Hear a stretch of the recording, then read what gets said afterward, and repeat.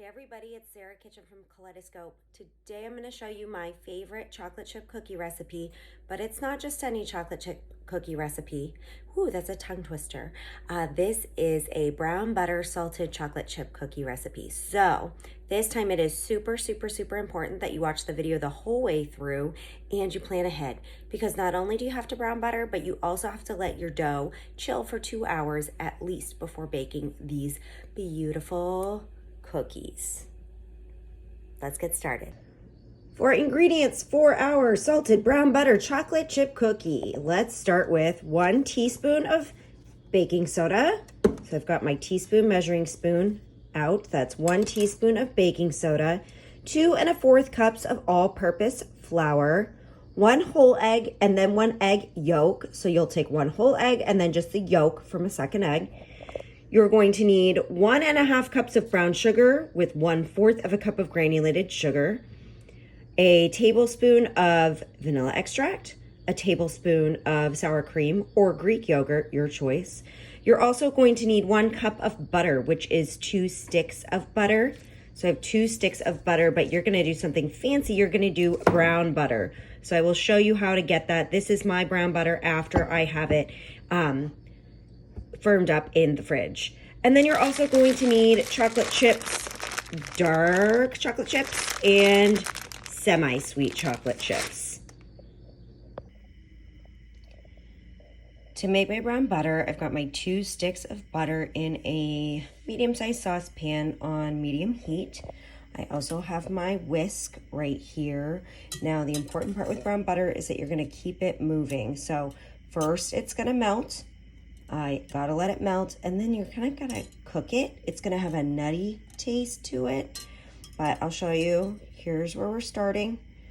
2 sticks of butter. You could always cut them up into little chunks and put them in here. Then I'm gonna let them melt, then I'm gonna let them cook, and I'm gonna keep stirring it. Getting closer now. You can see my sticks of butter are almost melted. I'm gonna keep moving it around.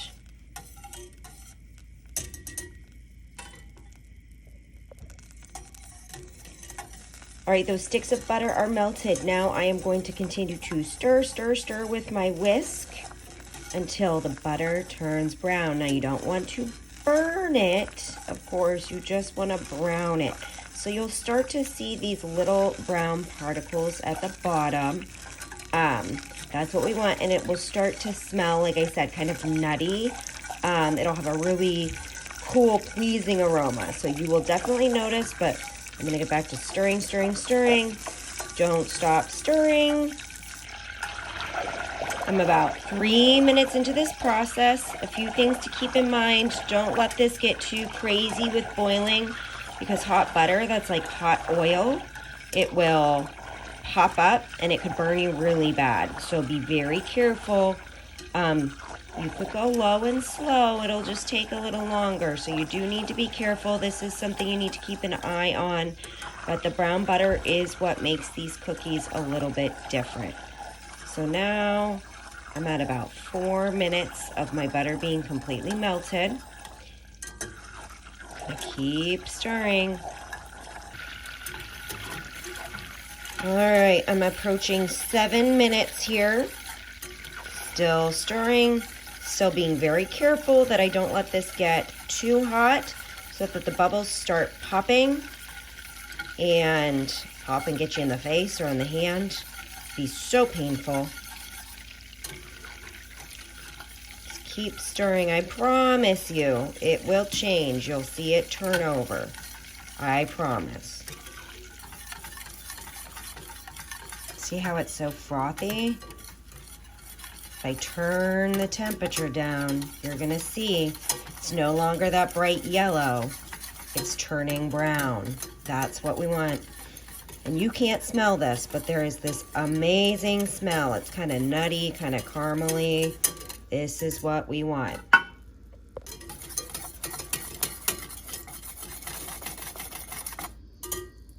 Lift it up here. See that brown? There we go. Now I've got myself some brown butter. So what's really important is once your butter starts to brown, you immediately take it off of the heat. You're gonna wanna put it in an alternative container. It is very hot. Do not put it in a plastic Tupperware. It will likely melt straight through. So you wanna put it in a bowl or like a cup, a glass cup, and let it cool down before you use it. Now remember, this is for our brown butter salted chocolate chip cookies. You have other recipes that are calling for brown butter. The next steps might be different, but for these ones, you want to put it in some kind of safe container, get it in your fridge, and let it cool down.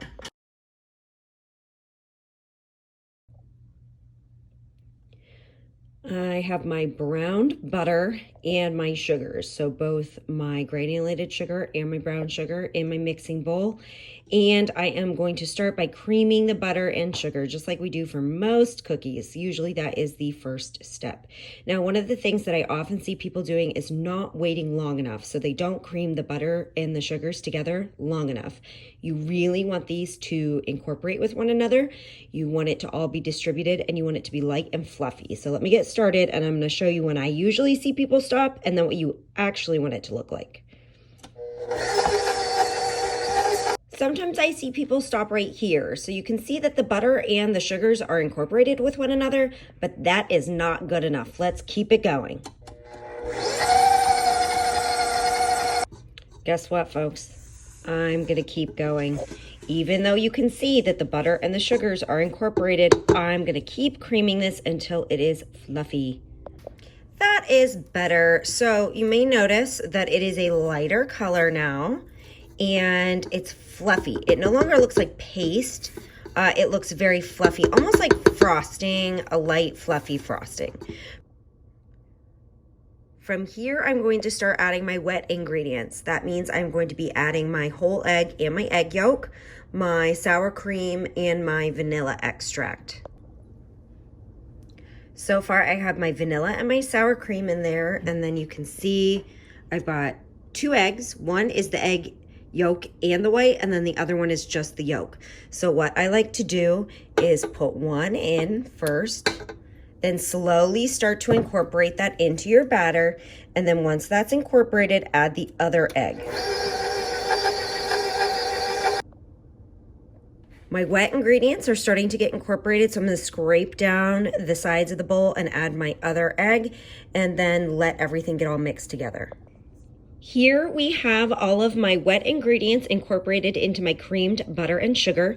Now I'm going to start to mix in my 2 1/4 cups of flour and my teaspoon of baking soda. What I'm going to do is put a little bit in, then mix, then a little bit in, then mix, and I want to mix it until it's just under fully incorporated because I don't want to overmix. That gives you a tough cookie. At the same time though, I want to leave a little more mixing to incorporate my chocolate chips. This is about 1/3 of my dry ingredients. Now I'm going to start mixing, then I'll add another third, mix, and then my final third. I've got about 2/3 of my dry ingredients in there, so now I'm going to add my final third, and then I'm going to mix the last time before I add my chocolate chips. Here we have it. My batter is almost there. I just need to add my chocolate chips and finish mixing. The recipe calls for 3/4 of a cup of dark chocolate chips and 3/4 of a cup of semi-sweet chocolate chips. So you're welcome to measure those out and add those in together, then finish mixing your batter. I am actually not going to measure. I'm just going to eyeball it because seriously, who's going to complain if they've got a few extra chocolate chips in their delicious cookie? Added my chocolate chips. Now it's time for the final mix. Don't go crazy. Keep it low and slow to incorporate the chocolate chips so that you don't overmix your batter.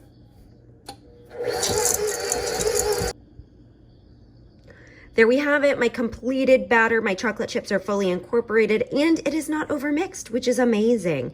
So I am so sorry you do not get to bake this right away. It actually needs to go in the refrigerator and chill for at least 2 hours, but up to 24 hours. So if you plan ahead, you could get this batter ready one day and bake it the next day. In the meantime, I'm gonna clean up my kitchen And toward the end of those 2 hours, I am going to preheat my oven at 350 degrees. But again, don't do that yet. You gotta wait at least 2 hours to let this batter chill before you get ready to bake it. Okay, I've had my batter in the fridge for about 2 hours. Now I'm ready to take it out. I did let it sit out for just a couple minutes before I started scooping. I used my handy dandy cookie dough scooper. So I fill this up and then I put it on my cookie tray so it's ready to go in my 350 degree Fahrenheit preheated oven. Now you want to make sure when you're putting the dough into the oven, it is still chilled, and you're gonna make sure you give enough room on your cookie sheet that there's space for them to spread out a little bit. Now, when you put them in the oven, I always recommend starting with 10 minutes. They generally will cook between 10 to 12 minutes. I start with 10 so that I can check them at 10 and see if they need another couple minutes. You're gonna look for them to be spreading out and golden brown. So at 10 minutes, I can tell that those cookies are not quite done. I'm gonna give them another 2 minutes. All right, my cookies are out of the oven. It did take 12 minutes to get this look. Now, keep in mind, if I let these sit on my cookie tray for another couple minutes, they will actually continue to bake for another couple minutes. So you need to think about that when you decide how and when you want to pull your cookies out of the oven. The other thing you can't forget about, this is a salted chocolate chip recipe. So while they're still on here, I am going to salt them with some thick flaked salt. Doing this when the cookies are still warm is going to help that salt stick to the cookie. And then you want to let it cool down before you enjoy. The amount of salt you put on, that's totally up to you. I know my family, they like the salt on the cookies. So let these cool down with the salt. Remember, as they sit on this cookie sheet, they continue to cook. So if you pulled them out at the right time, let them sit for another couple minutes, then put them on a cooling rack or my handy dandy leftover newspaper.